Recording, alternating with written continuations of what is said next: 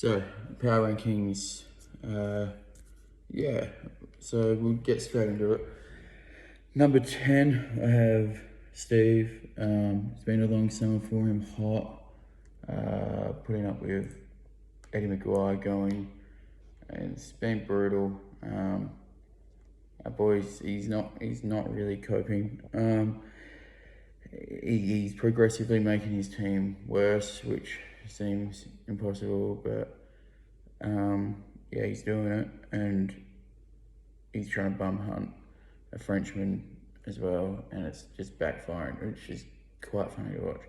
Number 9, I've got me. I slipped from number 1 in the first week. It's been sliding, free falling. Hopefully something can go my way. Hey Tony, it's just been so rough, as you know. And Marshall and Adams, so yeah, no, it's throwing a spanner in the works, but I'll be active trading, no doubt. And yeah, we'll see where we go. Number 8, Bill making some moves. I still hate his midfield.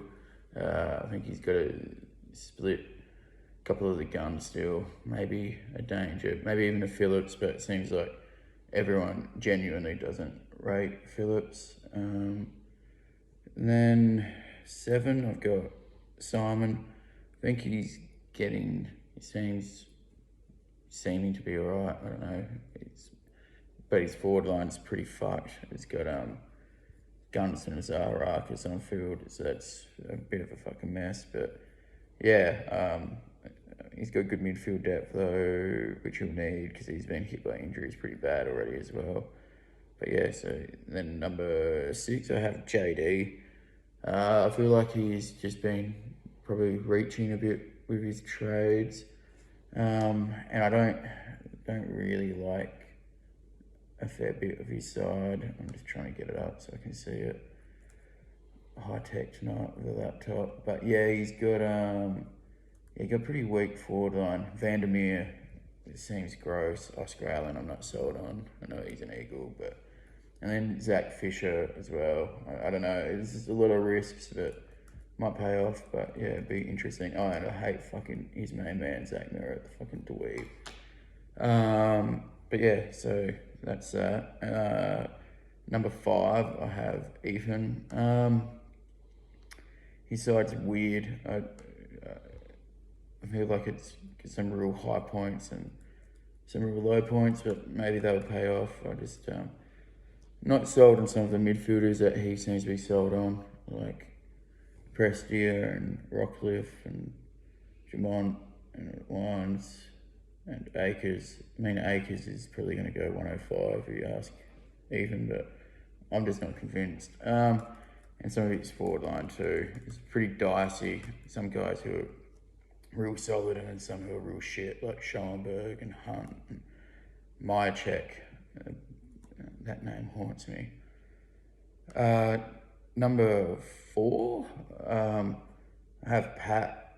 He seemed like his team was fucked. I think he started at number 9 and he's just flying up the power rankings. It's almost miraculous how it's happening. It's like there's a being just feeding his team with all these players. But yeah, his trades have been unreal. He's already been hit by a few injuries, which is pretty unlucky. Duncan hopefully can play just from a biased point of view. But yeah, I think his side's actually starting to look pretty nice, which is crazy because we drafted Sicily and a couple others who were just completely fucked. But yeah, he's done well. Pays to be on a different time zone, I guess. Even though I'm awake at that time. But anyway, number 3, I've got Danny. Inherited a good team, made some good trades, got a couple of his boys in. Yeah, I like what he's doing. I think it's pretty sound at the minute. Number 2 is Tony. Yeah, he's cruising along pretty well. I still question a little bit his captain options. Feel ironically he's probably the one team I'm looking everywhere for your team and just missing Warnie and the Warn Dogs. That picture's really funny. I didn't even notice that today. Gee, that guy's a fucking spud. But yeah, so I feel like he might just like a couple of captain options, but I think his team's really pretty rounded. His backline's really good now. I like his defense. Like I said to him today, I'm not sold on Anderson and co, but yeah, I think it's very solid. And then Brett, the other man who copped the big ruck injury today, I think he's fine though. He covered for that pretty well, and it sort of paid off just going for three rough kind of options in the ruck. Tony might be right there, not to go for a big name, but yeah, I think his team's pretty good. It's going to be hard to beat. He might go undefeated for the whole year, to be honest. There's no way he gets the underdog status that he's desperately searching for. He is by far the man to beat. Just looking at his team, actually, it's just unbelievable. It's unbelievable. It doesn't even make sense how his team can be that strong. I think he's probably 150 points clear of the next best guy. It's quite scary. And then Tony's probably 50 points clear of Danny.